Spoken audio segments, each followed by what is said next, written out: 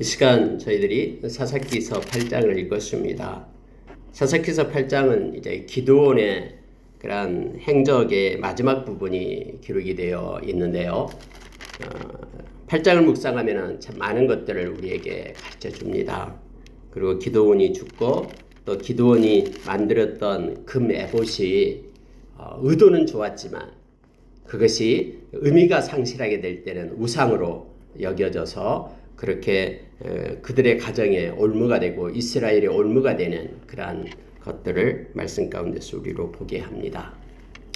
여러분, 기드온이 승리를 하고 나니까 이제 남은 세력들이 있었습니다. 연합군이 그들이 왔었는데 약 13만 5천 명이 왔었죠. 근데 12만 명은 이미 죽었고요. 1만 5천 명이 흩어지고 있었습니다. 근데 이제 이들을 쫓고 있는 거예요. 그들의 대장이 바로 세바와 살문나였는데 이들을 쫓고 있는데 이스라엘 백성임에도 불구하고 이 기드온의 편을 들어주지 않고 기드온을 돕는 것을 허락하지 않습니다. 왜냐하면 믿음이 없기 때문에 그렇죠.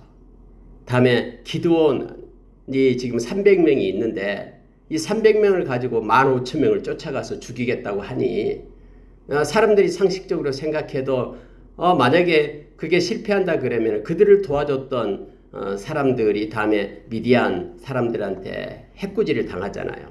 너희들이 기드온을 도와줬어 하면서 그의 성읍이 불탈 수도 있고요. 또 그들이 와서 보복을 할 수 있기 때문에 이렇게 인간적인 생각으로 하나님 생각하지 않고 그들 돕기를 추저합니다.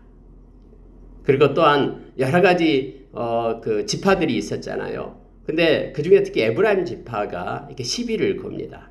왜 처음에 싸울 때에 우리를 초청하지 않았느냐? 왜 마지막 싸움 중간에 우리를 불러가지고 그렇게 했느냐? 하면서 시비를 걸어와요. 기드온에게요. 근데 기드온이 처음에 에브라임 지파 사람들의 말을 이렇게 서로 싸우지 않고 지혜롭게 겸손하게 극복하는 내용도 나오고 있습니다. 몇 가지를 묵상하고요. 그리고 기도하는 시간을 갖도록 하겠습니다. 여러분 8장 1절부터 보면 특히 2절 한번 보십시오. 2절 보면은 기드온이 그들에게 이르되 내가 이제 행한 일이 너희가 한 것에 비교되겠느냐? 에브라임의 끝물 포도가 아비에셀의 만물 포도보다 낫지 아니하냐? 이렇게 되어 있어요. 여러분 끝물 포도하고 만물 포도가 있는데 끝물 포도라는 것은 맨 나중에 거둬들이는 것이죠. 그래서 별로 보잘것이 없어요. 끝물은요. 우리가 추수할 때 다 추수하고 마지막 몇 개 열려있는 것이 바로 그 끝물 포도라는 것이죠. 만물 포도는 이제 처음 그렇게 거두는 수확이죠. 그래서 아주 탐스럽고 먹기 좋은 것이 만물 포도가 되죠. 그래서 그런 표현을 써서 나타냅니다. 끝물 포도, 찌꺼기들을 얘기하고요. 만물 포도 그러면은 첫 수확이 좋은 포도를 말하면서 이렇게 갈등이 있을 때 해결 방법은 겸손하게 낮아지는 것입니다. 자기를 낮출 때에 그것은 서로 갈등이었고요. 노여움이 풀린다라는 것을 우리로 알게 합니다. 에브라임 사람들이 와가지고 기드온에게 막 싸우려 했다라고 성경 말하잖아요.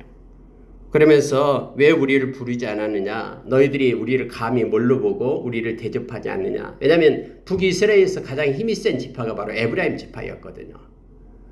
우리가 잘 알다시피 에브라임 지파입니다. 그런데 이렇게 말하는 것에 대해서 기드온이 그렇게 말하는 거예요.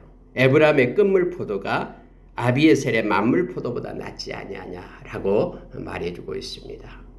그래서 자기 자신 아비에셀의 만물보다 너희들의 찌꺼기가 우리보다 더 높다 하면서 그들을 높이고 존중하는 그런 말을 하니까 성경에 보니까 3절 하반절에 기드온이 이 말을 하매 그때에 그들의 노여움이 풀리니라 이렇게 되어 있잖아요.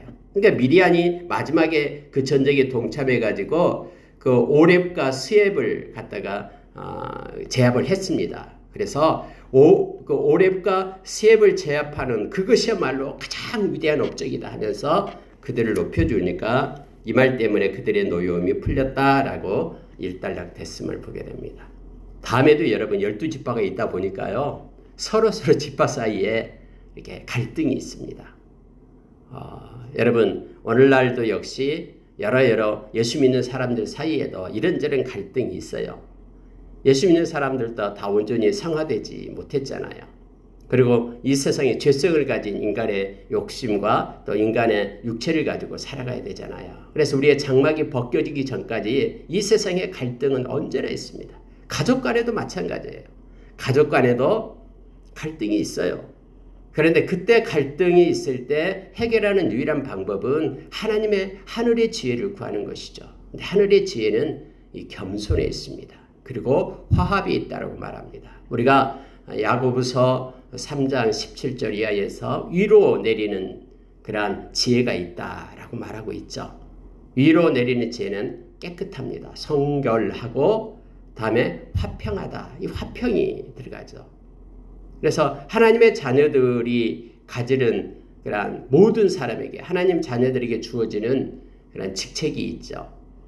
그게 뭐냐면 바로 화평케 하는 직책을 가졌다라고 말합니다. 하늘의 지혜를 가지고 하는 거예요. 하나 되게 하는 것이 중요합니다. 하나 되게 하려면은 내 자신이 낮아져야 됨을 알게 합니다. 관용하고 그리고 양순하고 그리고 긍휼을 가지고 있고 선한 열매가 가득하고 뿐만 아니라 거짓과 편백과 거짓이 없다. 이렇게 말하고 있죠. 편백과 거짓이 없다. 이게 하늘의 지혜다. 그러나 이 세상의 지혜는 세상적이다. 계산적이고 또 마귀적이다. 이렇게 얘기합니다. 마귀는 함정에 빠뜨리려고 한 것이죠. 그리고 정욕적이다. 정욕은 자기의 욕심에서 발원되는 것이 세상의 지혜다라고 세 가지를 이렇게 해주죠. 그래서 만약에 여러분 여기에서 이 기드온이 에브라임과 싸움을 했다 그러면 야단 났을 거예요. 하나님의 백성들 사이에 서로 싸웠을 거예요. 그러나 기드온이 자기 자신을 낮춤으로 인하여 에브라임이 원래 이렇게 해코지를 잘해요. 다음에도 쭉 나옵니다. 특징이 그래요. 에브라임의 특징이. 자기가 좀 힘이 있고 강대국이기 때문에 강한 지파이기 때문에 자기를 무시하면은 이렇게 막 화를 내면서 달라들어요. 그런데 이걸 지혜롭게 기드온이 극복했음을 보게 됩니다. 겸손한 것이 이깁니다. 하나님 앞에 낮추면은 주께서 너를 높이시리라라고 말합니다. 그래서 어떤 갈등이 있을 때 우리가 낮아지는 것이 남을 높이고 상대를 높이는 것이 해결의 방안임을 우리로 하여금 알게 합니다. 여러분 이제 보세요. 기드온 300명이 마지막 남은 사람들을 쫓고 있어요. 근데 이제 전쟁이 길어지다 보니까 먹을 것이 떨어지게 되죠. 그래서 여러분 4절에 보십시오. 기드온과 그와 함께 한 자 300명이 요단강에 이르러 건너고 비록 피곤하나 추격하며 갓지파족으로 넘어가는 거예요. 요단강을 건너서 요단강을 이제 건너는데 피곤하나 추격하며 이렇게 되어 있죠. 거기서 두 가지 성읍의 사람을 만납니다. 숫곳 사람들하고요, 또 브누엘 사람들을 만나요. 그러면서 이제 전쟁을 오래 하다 보니까 피곤하니까 그들에게 좀 떡덩이 좀 주라. 나는 미디안의 왕들인 세바와 살문나의 뒤를 추격하고 있노라. 이렇게 말을 합니다. 거절합니다. 같은 그런 이스라엘 백성임에도 불구하고 돕지 않습니다. 그러면서 그들이 말하는 게 이거예요. 세바와 살문나의 손이 지금 내 손에 있다는 거냐? 어찌 우리가 네 군대에게 떡을 주겠느냐? 이 피곤하다라는 것은 지쳤다라는 것이죠. 먹을 것이 없어서 배고파요. 뭐 군사가 배가 고픈데 어떻게 전쟁을 하겠습니까? 근데 좀 도와달라고 요청한 거죠. 도와주지 않습니다. 참 이럴 때 기도는 하나님 앞에 우리는 이럴 때마다 원망할 수도 있잖아요. 하나님, 아니 나를 큰 용사로 세운다고 했는데 아니 숫곳 사람들한테 명령해가지고 우리 좀 도와주게 해야지. 아니 우리나라 사람인데도 우리를 도와주지 않으니 이거 어찌 된 겁니까? 라고 포기할 수도 있어요. 그런데 기도는 포기하지 않습니다. 하나님의 일을 행할 때에 여러 가지 일들이 있어요. 평탄하지만은 않는 일들이 많습니다. 우리에게 주어진 일들도 역시 여러 가지 굴곡이 있습니다. 그러나 그때 우리가 갈라디아서 6장 9절을 기억해야 돼요. 선을 행하되 이것이 진짜 하나님께로 나오고 하나님께 영광을 돌린 일이다 그러면 선을 행하되 낙심하지 말아라 라고죠. 낙심될 일들이 많이 있기 때문에 성경은 우리로 낙심하지 말라라고 얘기하는 거예요. 낙심하지 말지니 때가 이르매, 이 때가 이른다라고 말합니다. 만약에 여러분 이 숫곳에 가서 이들이 도와주지 않으니까 하나님 저 그만하겠습니다. 뭐 여기까지 쫓아냈으면 됐지 뭐. 그 13만 5천 명 중에서 12만 명이나 죽였는데 300명을 가지고 그리고 이제 15,000명 그들이 흩어져 도망치고 있는데 그만 포기하겠습니다 라고 말할 수도 있잖아요. 배도 고프고 지치고 했는데 근데 여러분 포기하지 않습니다. 기도는 300명은 다시 또 이동을 해요. 그리고 만난 데가 이제 브누엘이라는 성에 이릅니다. 그곳에 가서도 이제 구걸을 하는 거예요. 우리가 지금 세바와 살문나를 쫓고 있는데 미디안 그 나쁜 놈들 우리가 잡으려 가고 있는데 우리에게 좀 도와주라. 먹을 것이 없다. 배고프다. 도와주라 라고 말합니다. 아니 첫 번째는 숫곳 사람들 안 도와주었을지라도 모든 것이 하나님의 주권 속에 있는데 브누엘 사람들은 좀 도와줘야 되잖아요. 근데 그것도 역시 도와주지 않습니다. 포기할 만하죠. 전쟁에도 이겼는데. 근데 포기하지 않고 갑니다. 자 10절 보십시오. 그때의 세바와 살문나가 갈골에 있는데 동방 사람의 모든 군대 중에 칼든 자 12만 명이 죽었고 그 남은 15,000명가량은 그들을 따라와서 거기에 있더라 이렇게 되어 있죠. 갈골에 있는데 배가 고프지만 하나님 의지하고 기도는 갑니다. 하나님은 약속했기 때문에요. 어떤 처지와 형편에 있든 하나님께서 약속한 대로 성취됩니다. 만약에 기도원이 포기했다 그러면은 전쟁에 완벽한 승리가 없었을 거예요. 300명이 15,000명을 쫓아가서 이깁니다. 하나님이 넘겨주었기 때문에요. 그래서 세바와 살문나를 붙잡아 가지고 옵니다. 이제 돌아오는 길에 숫곳 사람들 숫곳으로 지나가게 됩니다. 한 소년을 만나 가지고 얘기했더니 숫곳의 방백들과 장로들 77명을 명단을 적습니다. 그리고 그들을 찾아갑니다. 봐라. 지금 너희들이 불가능하다라고 얘기했던 그래서 우리를 돕지 않았던 같은 하나님의 백성임에도 불구하고 하나님을 두려워하지 않고 하나님의 일을 하는 사람을 너희들이 홀대하고 그리고 적군의 편에 섰던 걸 봐라 하면서 그들에게 보여주면서 성경은 그렇게 표현하고 있습니다. 자 15절 보시기 바랍니다. 기드온이 숫곳 사람들에게 이르러 말하되 너희가 전에 나를 희롱하여 이르기를 세바와 살문나의 손이 지금 네 손안에 있다는 거냐? 어찌 우리가 네 피곤한 사람들에게 떡을 주겠느냐 한 그 세바와 살문나를 보라 하고 그 성읍의 장로들을 붙잡아 들가시와 찔레로 숫곳 사람들을 징벌하고 브누엘 망대를 헐며 그 성읍 사람들을 죽이니라 이렇게 되어 있죠. 하나님께서는 숫곳과 브누엘이 하나님의 진노와 심판 가운데 있게 하기를 원하셨다라는 것을 결과적으로 알게 합니다. 그들은 하나님의 백성보다도 미디안 사람이 승리하기를 원했고 하나님의 계획을 그들은 막아섰던 이들이었고 그래서 하나님께서는 그들에게 심판을 했음을 보게 됩니다. 물론 여러분 환경이 눈에 보이는 것이 보면은 뭐 300명이 15,000명 쫓아가서 이기겠다라 하는데 300명이 편든 사람 별로 없겠죠. 근데 그들이 세상 사람이 아니라 하나님 백성이잖아요. 여호와를 섬기는 하나님의 사람들이잖아요. 그러면은 하나님 편에 서야지 맞죠. 어떤 환경 속에서도요. 설사 그들이 다음에 이 기도원이 실패해가지고는 그들의 그 성읍이 미디안에 의해서 몰락을 당한다 할지라도 하나님 편에 서야지 맞습니다. 우리가 생각하면은 이 세상 살아갈 때문에도 어떤 결과를 미리 생각하면서 현재를 바라보고 판단하는 경우가 있어요. 그러나 여러분 미래는 하나님의 손에 있습니다. 사람의 예측과 사람의 생각대로 절대로 되지 않습니다. 사람의 생각대로 미래가 그렇게 된다 그러면은 뭐 이 세상에서 뭐 다 부자가 되겠죠. 또 다 좋은 일만 있겠죠. 그렇지 않습니다. 하나님의 뜻대로 세상은 움직임을 우리가 기억해야 됩니다. 말씀대로 성취되고 이루어짐을 우리가 기억하기를 원합니다.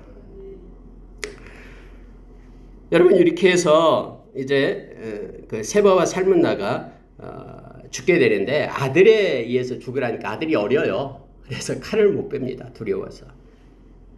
그래서 기드온이 그 세바와 살문나를 이제는 징벌을 했음을 성경은 나타내주고 있습니다. 이제 기드온이 돌아오니까 이스라엘 사람들이 막 기드온을 높이는 거예요. 기드온, 당신이 미디안의 손에서 우리를 구원했습니다. 당신과 당신의 아들과 당신의 손자가 우리를 다스리소서 하면서 막 왕으로 추대합니다. 근데 23절 보세요.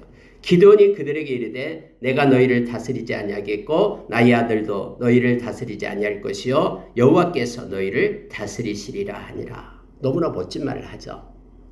우리가 왕되지 않겠다. 너희들의 추앙을 받지 않겠다. 이건 내가 한 것이 아니라 하나님께서 하셨다. 그래서 하나님이 너희를 다스릴 것이다 해서 왕이 되기를 싫어합니다. 여기까지는 좋았어요. 근데 기드온이 그 마지막이 좋지 않습니다. 그 이유가 뭐냐면 바로 26절 7절 말씀 때문에 그렇습니다. 26절 보십시오.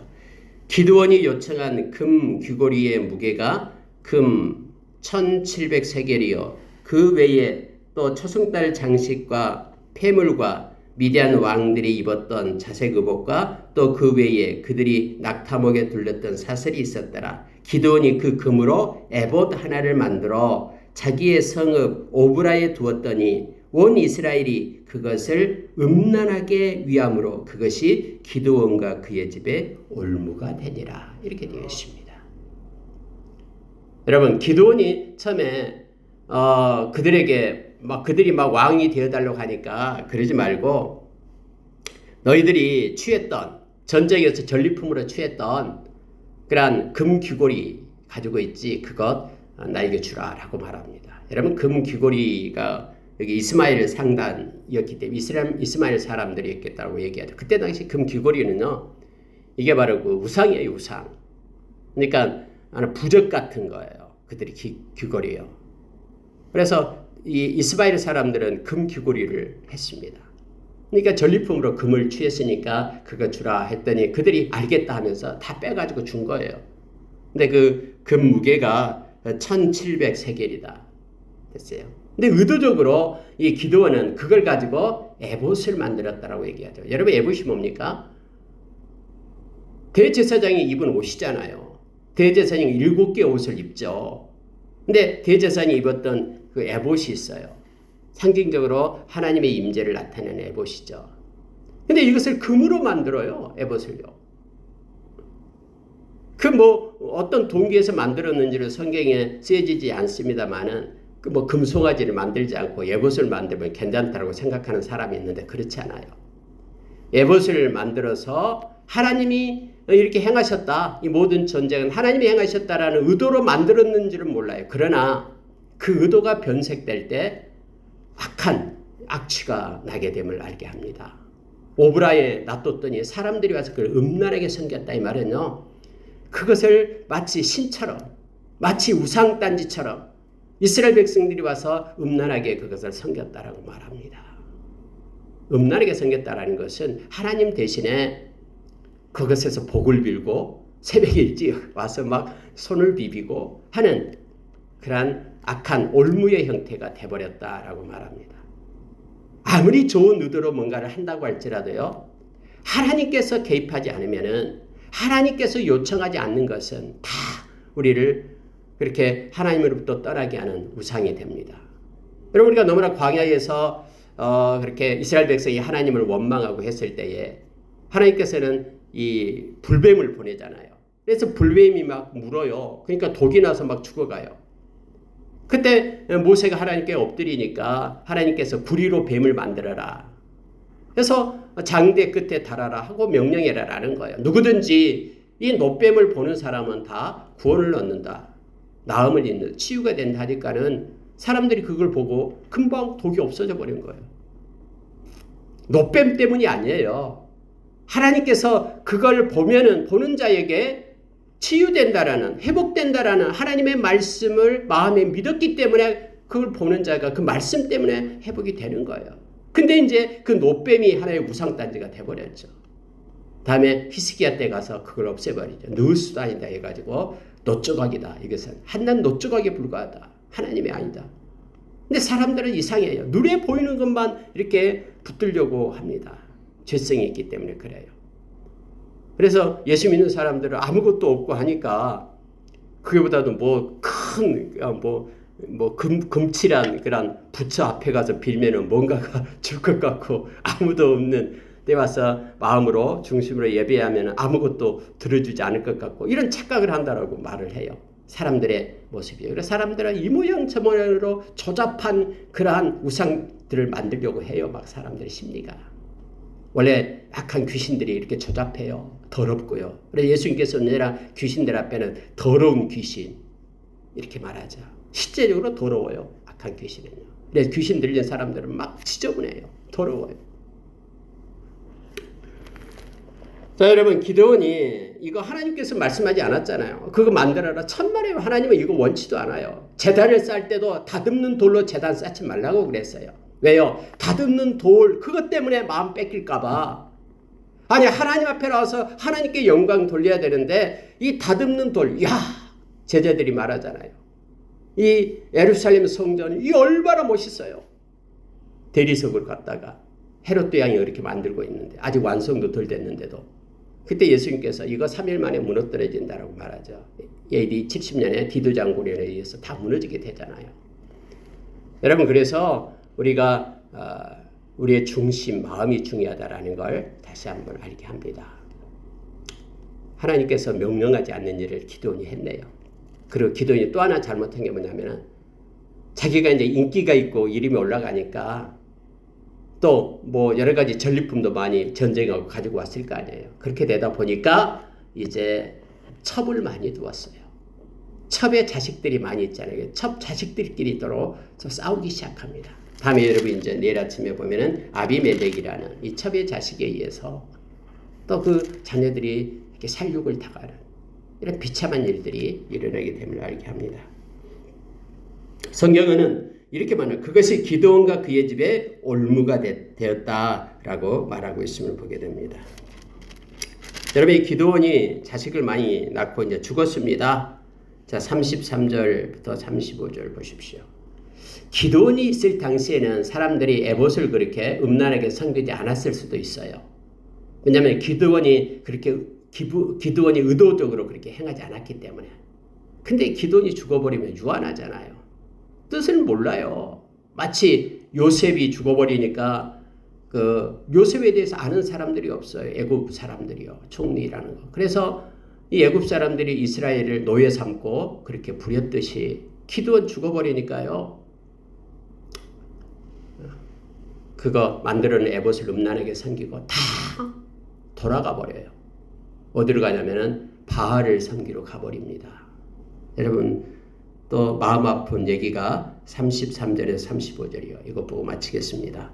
기드온이 이미 죽음에 이스라엘 자손이 돌아서서 바알들을 따라가 음행하였으며 또 바알 브릿을 자신들의 신으로 삼고 이스라엘 자손이 주위의 모든 원수들의 손에서 자기들을 건져내신 여호와 자기들의 하나님을 기억하지 아니하며 또 여룻바알이라는 기드온이 이스라엘에 베푼 모든 은혜를 따라 그의 집을 후대하지도 아니하였더라. 이렇게 되어 있습니다.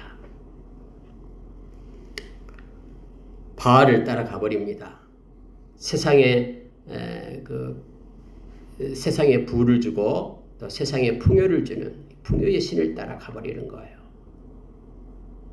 조작된 신을 따라 가버립니다. 그리고 특히 또 바알 브릿을 만들어요. 바알 브릿, 바알만 봐도 모르는데 이 바알 브릿이라는 것을 또 만들어서 자기 신으로 삼았다라고 말하고 있죠. 이 바알 브릿이라는 게 무슨 뜻이냐면요, 바알의 별칭이에요. 바알을 다른 의미로 나타내는 바알 브릿. 이 브릿이다라는 것이 언약이라는 뜻이에요. 언약. 참 웃기죠. 하나님의 언약된 백성이 바알의 언약 해서 바알 브릿, 바알 베레트 이런 히브리어를 바알 베레트를 가지고 그것을 자기의 신으로 삼아요. 바알이 약속했다. 바알을 섬기면 바알은 언약의 바알이기 때문에 바알의 말대로 우리에게 복이 온다. 그래서 하나님은 기억하지 않고 바알 브릿을 따라가게 됩니다. 하나님은 기억하지 않고 또 하나님의 말씀을 붙잡고 살았던 기드온의 지배도 역시 후대하지도 않고 우습게 보는 거예요. 하나님을 버렸는데 뭐 하나님을 위하여 일했던 기드온은 우습게 보고요. 또 하나님을 위하여 경건하게 사는 사람들도 우습게 생각한 거죠. 바알이 더 컸으니까. 하나님 버리고 바알 브릿을 택했으니까. 여러분, 우리가 계속해서 사사기를 보면은요, 이 사사기가 우리에게 준 큰 교훈 중에 하나가 있습니다. 바로 인간의 본성이 악하다라는 거예요. 그리고 틈만 남은 하나님을 떠나서 악을 선택하고 그쪽으로 기울어지기 쉬운 인간의 사실적인 본능을 우리가 알게 됩니다. 우리가 말씀을 붙잡고 있지 않으면은 우리도 역시 말씀과 기도를 떠나면은 이러한 삶을 살 수밖에 없는 존재예요. 그러나 새언약 백성인 저와 여러분은 말씀과 기도로 거룩한 백성이 되게끔 하나님의 은혜를 주셨어요. 우리에게는 또 성령님이 계셔서 세상에 있는 약한 자보다 더 크고 강하신 성령님 때문에 우리는 넉넉히 승리할 수 있어요. 악한 자를 대적해서 이길 수 있는 성령의 검인 말씀을 우리에게 주셨습니다. 세상의 모든 기준은요, 말씀이에요. 그래서 뭐 어떤 역사가 일어났다, 어떤 뭐가 하다. 여러분, 이것에 대한 기준이 뭐예요? 말씀이에요. 말씀이 캐논입니다. 말씀을 떠나서 나타나는 모든 것들은 다 악한 영, 세상 영에 의해서 이루어진 것들이에요. 이 분별을 잘해야 됩니다. 그래서 하나님의 말씀, 알레theia, 이 진리, 우리에게 주어진 것은 말씀이 진리임을 우리에게 말합니다. 진리는 세 가지다 그랬죠. 예수 그리스도가 나는 길이요 진리요 생명이니. 그리고 성령을 진리의 영이신 성령님. 그리고 진리의 말씀. 진리 곧 하나님의 말씀. 이렇게 얘기합니다. 이 진리가 기준이거든요.